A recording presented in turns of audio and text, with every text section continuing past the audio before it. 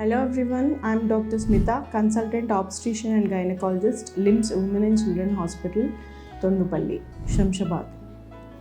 ఈరోజు మనం ప్రెగ్నెన్సీలో బ్లీడింగ్ రావడానికి గల కారణాల గురించి తెలుసుకుందాం. సో చాలామంది ప్రెగ్నెంట్ ఉమెన్ ఒక 4 to 6 weeks అప్పుడు మైల్డ్గా స్పాటింగ్ అవుతుంది అని వస్తారు. దానికి గల కారణం ఒక్కొక్కసారి ఎంబ్రియో మన గర్భసంచి పొరలో అతుక్కునేటప్పుడు కొన్నిసార్లు మైల్డ్గా స్పాటింగ్ అయ్యే ఛాన్సెస్ ఉంటాయి. అది మనం 4 to 6 weeks అప్పుడు చూస్తూనే ఉంటాం. సో దాన్ని మనం ఇంప్లాంటేషన్ బ్లీడింగ్ అంటాం. అండ్ అది వచ్చేసి నార్మల్. సో అది వస్తే పెద్దగా భయపడాల్సిన అవసరం లేదు.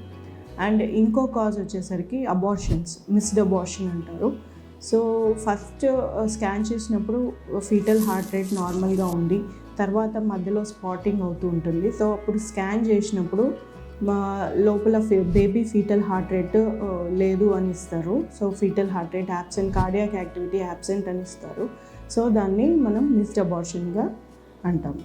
అండ్ ఇంకోటి వచ్చేసరికి కంప్లీట్ అబార్షన్ లేదంటే ఇన్ఎవిటబుల్ ఇన్కంప్లీట్ అబార్షన్స్ ఉంటాయి. సో ఇవి ఏంటంటే హెవీ బ్లీడింగ్ అనిపిస్తూ ఉంటుంది అండ్ దానికి తోడు క్లాట్స్ కూడా కనిపిస్తుంటాయి and associated with pain abdomen. So వీటికి గల అనేక కారణాలు ఉంటాయి. సో ఇవి ఉన్నప్పుడు కూడా మనకి బ్లీడింగ్ కనిపిస్తూ ఉంటుంది. ఇంకా ఎక్టోపిక్ ప్రెగ్నెన్సీ, అనదర్ కాజ్ వచ్చేసరికి మనకి ఎక్టోపిక్ ప్రెగ్నెన్సీ అంటాము. సో బేబీ మామూలుగా గర్భసంచిలో అతుక్కోకుండా అవుట్ సైడ్ ద యూట్రస్ కనుక ఇంప్లాంటేషన్ జరిగితే, లైక్ ట్యూబ్స్ కానివ్వండి, ఓవరీస్ కానివ్వండి, సర్విక్స్ కానివ్వండి, ఇక్కడ ఇంప్లాంటేషన్ జరిగితే దాన్ని ఎక్టోపిక్ ప్రెగ్నెన్సీ అంటాము. సో ఎక్టోపిక్ ప్రెగ్నెన్సీలో కూడా మనకి బ్లీడింగ్ అనిపిస్తుంది అండ్ అది కానీ గ్రో అయ్యి రప్చర్ అయినప్పుడు మనకి పెయిన్ అబ్డోమెన్ కూడా సివియర్గా ఉంటుంటుంది. సో ఇంకా అదర్ కాజెస్ వచ్చేసరికి లైక్ ప్రొలాంగ్డ్ ట్రావెలింగ్ కానీ, లేదంటే హార్డ్ ఇంటర్కోర్స్ అవ్వనివ్వండి, లేదంటే ఎక్స్టెన్సివ్ వర్కౌట్స్ అవ్వనివ్వండి, ఇలాంటి కేసెస్లో కూడా మనం బ్లీడింగ్ చూస్తూ ఉంటాం. ఇంకో కండిషన్ వచ్చేసరికి మోలార్ ప్రెగ్నెన్సీ అంటాం. సో ఈ మోలార్ ప్రెగ్నెన్సీ అంటే ముత్యాల గర్భిణి అంటుంటారు మామూలుగా. సో దీంట్లో ఏంటంటే ప్లెసెంటల్ టిష్యూ ఓవర్ గ్రోత్ ఉంటుంది, బేబీ గ్రోత్ తక్కువ ఉంటుంది. సో దీన్ని మోలార్ ప్రెగ్నెన్సీ అంటాం. దీంట్లో కూడా మనము బ్లీడింగ్ అనేది చూస్తూ ఉంటాం. అండ్ ఇవన్నీ మనకి ఫస్ట్ 3 months పీరియడ్లో మనము ఈ బ్లీడింగ్ చూస్తుంటాం. సో లేటర్ మంత్స్లో వచ్చే బ్లీడింగ్ గల కారణాలు ఏంటి అంటే, ఒకటి ప్లాసెంటా ప్రీవియా కండిషన్ ఉంటుంది. అదేంటంటే యూజువల్లీ ప్లాసెంటా అనేది మనకి యూట్రస్ యొక్క అప్పర్ సెగ్మెంట్లో అటాచ్ అవుతూ ఉంటుంది.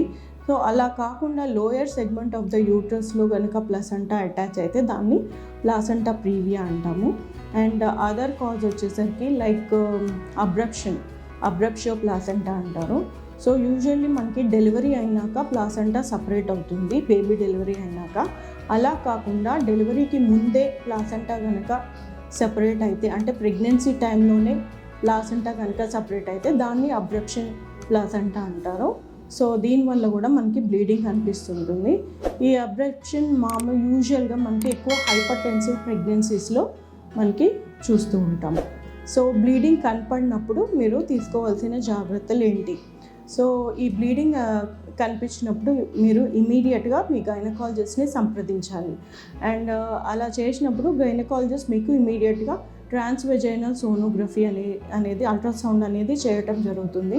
సో దీనివల్ల మనకి ఎటువంటి కారణాలు అనేవి మనకి తెలిసిపోతుంటాయి. సో ఒకవేళ హార్మోనల్ డిస్టర్బెన్స్ వల్ల కూడా కొన్నిసార్లు బ్లీడింగ్ అవుతుంటుంది.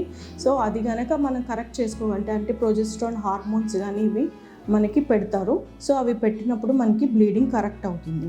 ఇంకేమైనా హార్మోనల్ డిస్టర్బెన్స్ ఉన్నా, థైరాయిడ్ కానీ, షుగర్ కానీ, ఇలాంటివి ఏమైనా ఉన్నా కూడా మనకి డిటెక్ట్ అవుతుంటాయి. So the precautions, what are the precautions you need to take whenever you find bleeding అంటే, మీరు కంప్లీట్గా బెడ్ రెస్ట్ తీసుకోవడం, తర్వాత లాంగ్ డిస్టెన్సెస్ అవాయిడ్ చేయటము, లేదంటే హెవీ వెయిట్స్ లిఫ్ట్ చేయకుండా ఉండటము, and avoid journeys and under complete medical supervision.